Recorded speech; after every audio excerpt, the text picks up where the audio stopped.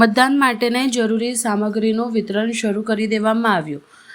Dispatching centre પર સ્થાનિક સ્વરાજ્યની ચૂંટણીની તમામ જે જરૂરી સામગ્રી તેનું વિતરણ સરદાર વિનય મંદિરથી થઈ રહ્યું હતું.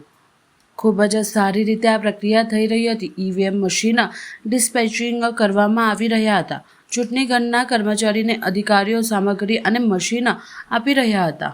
આપણે આજે વોર્ડ નંબર 13, 14 અને 15 કે જેનું અહીંથી ડિસ્પેચિંગ થવાનું છે અને ઓલમોસ્ટ બધાનું મળી ગયું છે સામગ્રી, ઈવીએમ અને અન્ય સામગ્રી.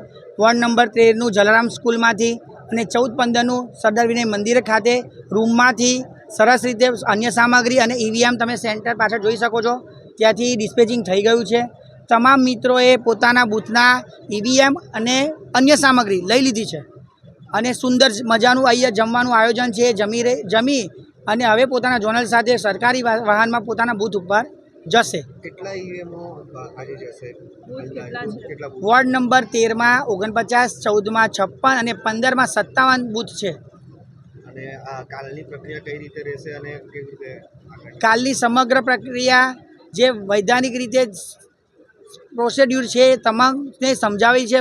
વારંવાર 3 વાર ટ્રેનિંગ આપેલી છે. એટલે સમગ્ર પ્રક્રિયા વ્યવસ્થિત રીતે દરેક બૂથ ઉપર સમયસર શરૂ થઈ જશે અને સમયસર પૂર્ણ થશે.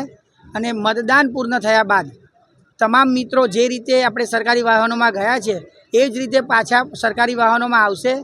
એ જ જગ્યાએ ઈવીએમ આપશે અને અન્ય સામગ્રી વૈજ્ઞાનિક અન્ય સામગ્રી એના પોતાના વોર્ડના કલેક્ટિંગ સેન્ટર પરથી જમા કરાવશે અને ત્યારબાદ મુક્તિ પ્રમાણપત્ર મેળવીને પોતાના ઘરે ખુશી જશે.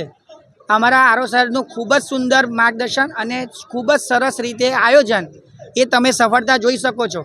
અત્યારે 11:30 વાગે બધાને કમ્પ્લીટલી હાજર થઈ ગયા છે. બધું કામ પતી ગયું છે, બધા રેડી છે. બસ સરસ રીતે જમી અને પોતાનું કામ સરસ રીતે કરે એવી સૌને શુભકામના અને લોકશાહીના પર્વની આપ સૌને ખૂબ ખૂબ શુભકામનાઓ. અને આપ મીડિયા મિત્રોનો પણ ખૂબ ખૂબ આભાર કે આટલું સરસ રીતે તમે પણ અહીંયા આવી રહ્યા છો. આપનો પરિચય? હું માર્ગેશ સોલંકી, આપણે માસ્ટર ટ્રેનર.